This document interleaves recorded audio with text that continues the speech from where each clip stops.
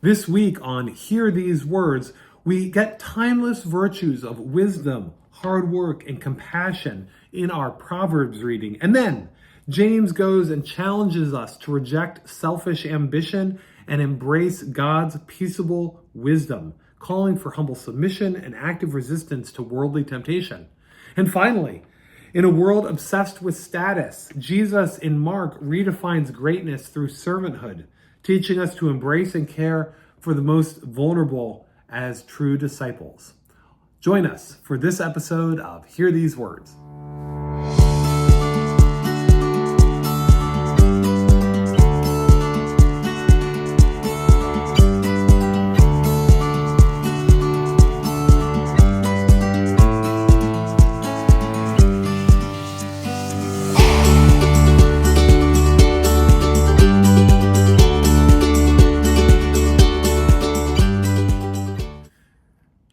Hello and welcome to Hear These Words, a podcast and video series from Good Shepherd Episcopal Church in Tequesta, Florida.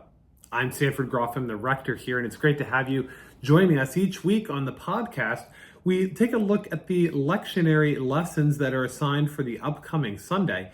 This Sunday is the 18th Sunday after the Pentecost, and proper 20B, track 1, and the words that we hear are Proverbs chapter 31, verses 10 through 31, Psalm 1, James chapter 3, 13 through chapter 4, verse 3, and verses 7 through 8a, and finally the Gospel of Mark, chapter 9, verses 30 through 37.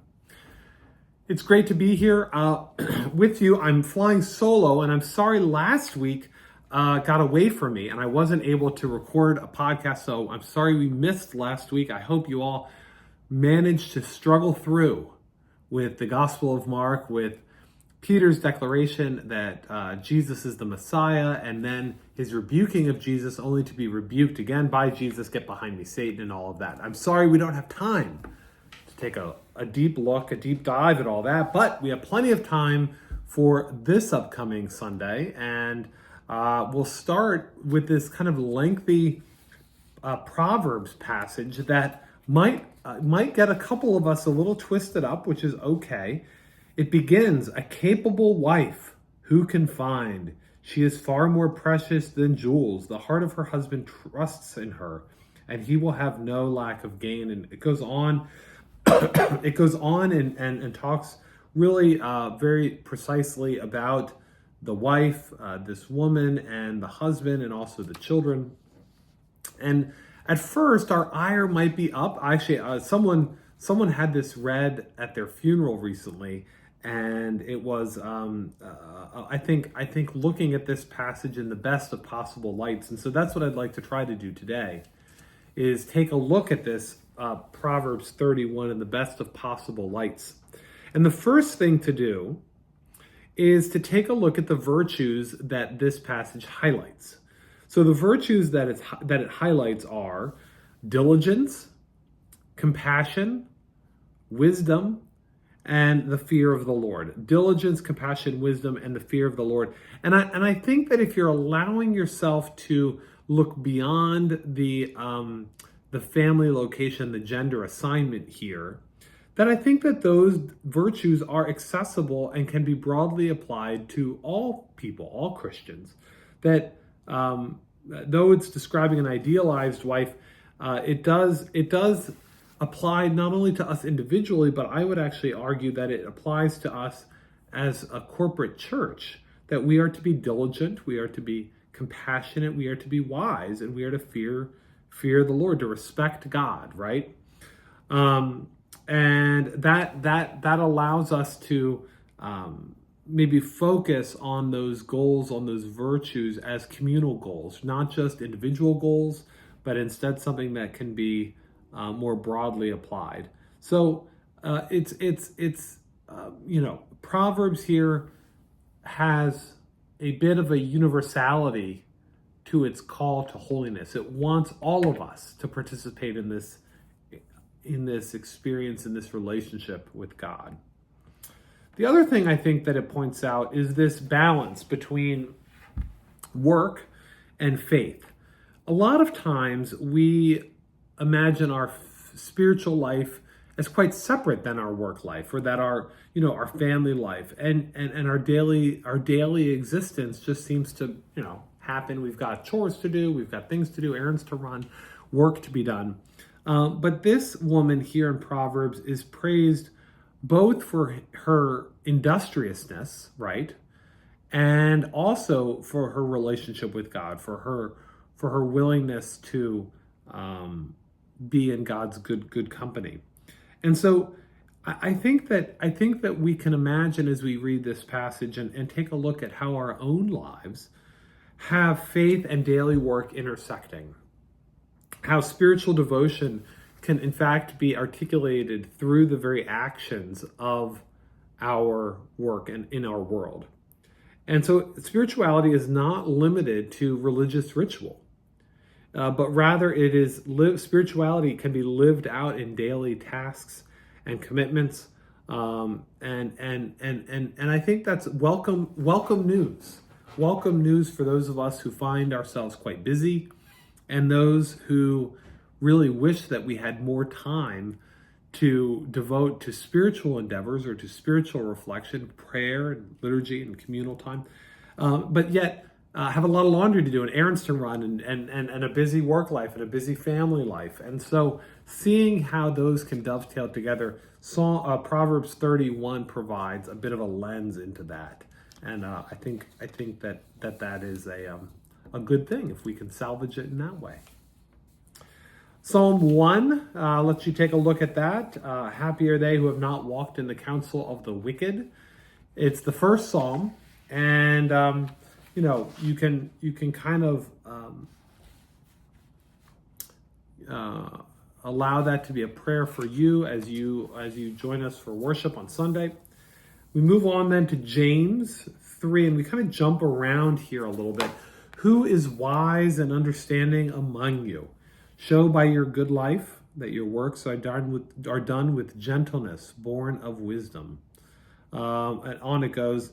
Those conflicts and disputes among you, where do they come from? Do they not come from your cravings that are at war within you? Submit yourself, therefore, to God. Resist the devil, and he will flee from you. Draw near to God, and he will draw near to you.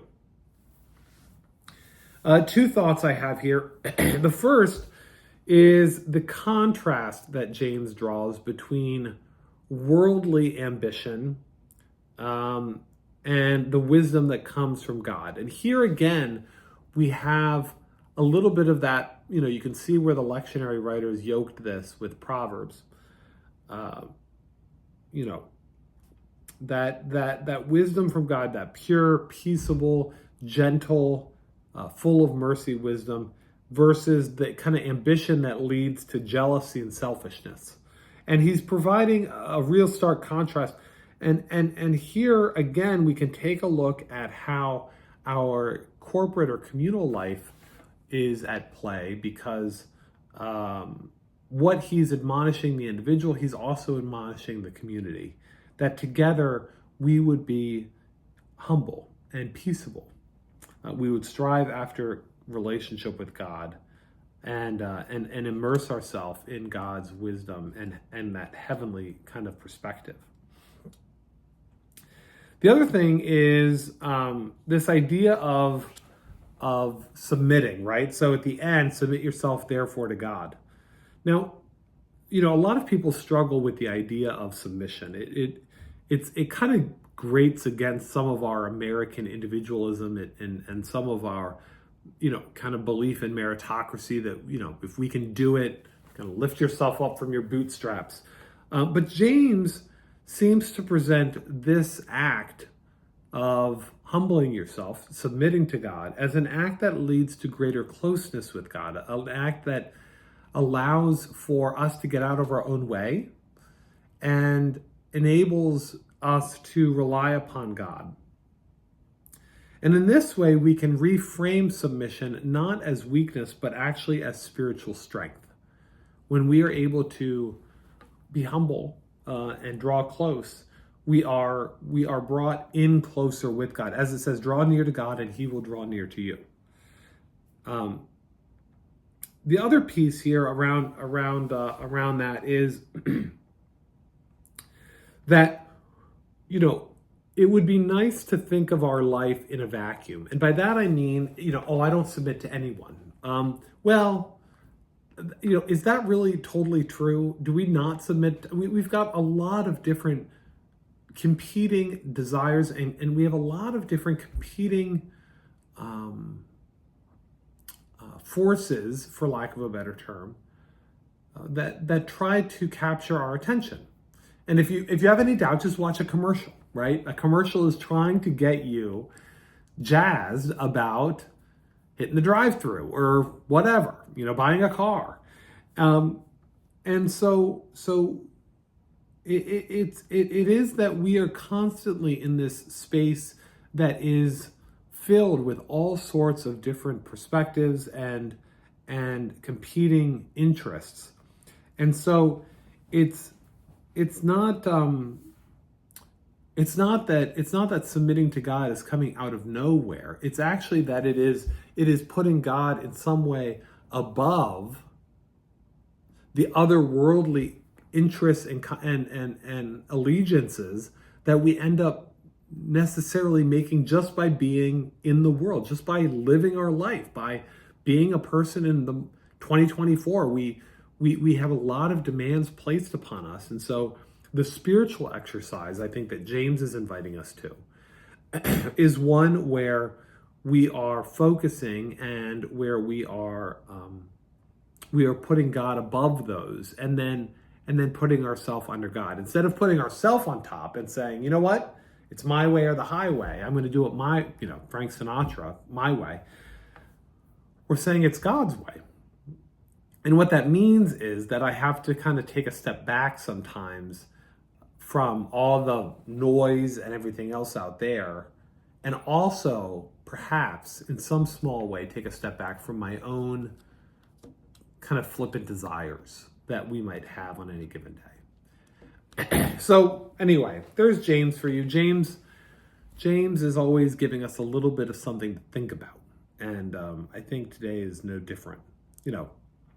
I do like this one line. Do they, your cravings, do they not come from your cravings that are at war within you? I think that is a great image of how life is in these days. Our cravings are at war within us, that we don't, from one minute to the next, from one day to the next, we don't really know what do you want? What do you want? And so sometimes what we want doesn't really matter. What we should be asking, the right question is, what does God want? Okay, good. That's enough preaching on that. Mark 9. Here we go, the Gospel of Mark. Just if you haven't noticed, we're moving into some harder passages in the Gospel of Mark. We've hit the kind of halfway point, and from here on out, Jesus is really taking the gloves off. He's not really messing around with. Mark is kind of going to show how Jesus is going to start to butt heads here. So here we have a little episode where again he reiterates this need to go and be betrayed into human hands, killing him 3 days after being killed. He will rise again, right? They did not understand what he was saying, and they were afraid to ask him. So, two things about that. Number one, the Son of Man, this is Jesus speaking, the Son of Man is to be betrayed into human hands. And my question would be, who's betraying him, right? Who's betraying him? Because immediately you might think, oh, well, Judas. Judas is going to betray him. Yes, Judas is going to betray him. Oh, my people, right? The people of Israel are going to betray me or something like this. Maybe even Peter, he's going to deny me. But I also think there's this other question, because the Son of Man is going to be betrayed into human hands.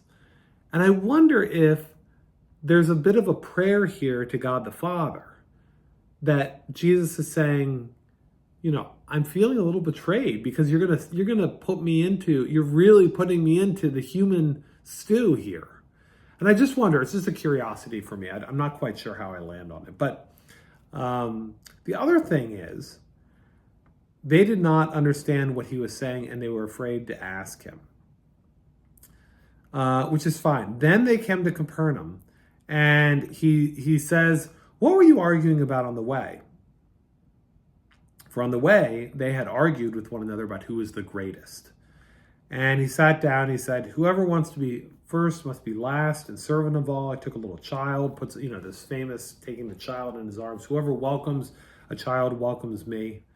And what's kind of brilliant about what Mark is doing here is he is showing the greatness of Jesus in the rising again, that even death will not have victory here.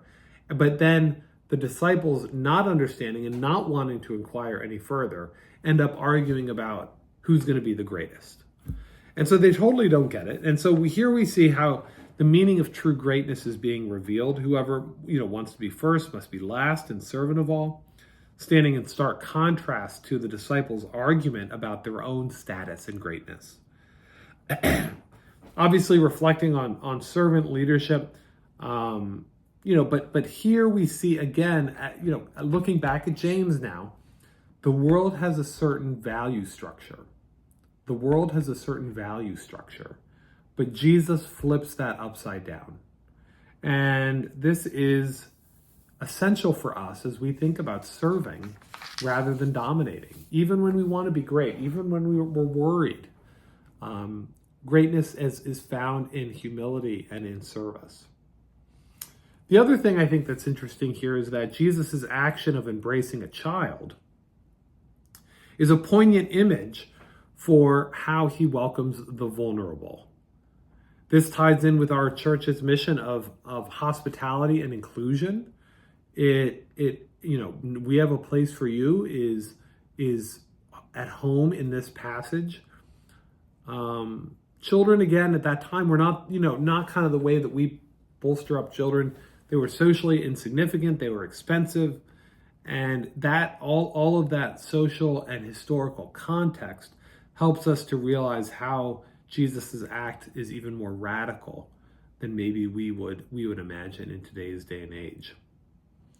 So when we care for and welcome those who society overlooks, this is a reflection of the kingdom of God in our midst, and it's a reflection of that belief in kind of greatness among the last and the least and the lost. It's that inversion, that great, as I like to call it, the great reversal that God has for us. So, so I think it's kind of an interesting, I think it's an interesting passage. Again, I think it's a hard passage in that Jesus is setting up the stage for what's going to come, and I don't think his disciples like it very much, and they end up being quite confused. And so his message might seem somewhat clear, but back with the disciples, it was not all that clear, and so we end up wrestling around in that. But Proverbs, James, and Mark, I'm grateful for you joining me on this shorter podcast episode. We invite you to join us in church, either in person or online, however you want to worship this upcoming Sunday. Give us a like if you liked what you heard. Share it with your friends. It's always good to share. Never miss an episode by subscribing to YouTube or wherever you find your podcasts. And it's great to be with you this afternoon. And now I hope that you feel a little more prepared to hear these words. We'll see you soon.